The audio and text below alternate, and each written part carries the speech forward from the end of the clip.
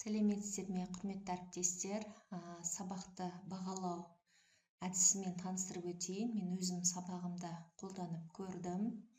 Яғни сабақта 5 тапсырмам болды. Менде әр қайсына 2 балдан 0-ден 2-ге дейін бал бердім. Жалпы қорытынды бал 10 бал болу керек. Яғни сабаққа белсенді қатысқан оқушы 10 бал өзінің жауап бергеніне қарай осылай бағалап отырамын. 0-ден жауап бермеген оқушыға 0 балмен қалады осылай. Белсендіге ең жоғары бал 2 балды қойып отырамын осылай. Сабақтың соңында әр тапсырмадан кейін жылдам бағалап өтем. Менде 10 оқушы ғана болды. Информатика 2 топқа бөлінгендіктен уақыт жағынан ешқандай қиындық тудырмады. Жылдам әр тапсырмадан кейін қойып шықтым. Соңында қорытынды бағаны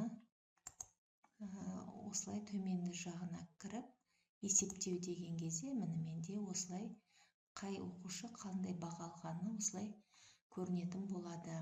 Сабақтарыңызда бағалауға осыны қолдансаңыздар болады. Енді мүмкін сіздердің сабақтарыңызда 3 тапсырма, 4 тапсырма болу керек.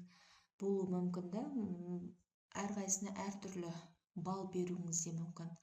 Оны тапсырыс бойынша оқушы аттарын өзгертіп жасап бере аламын.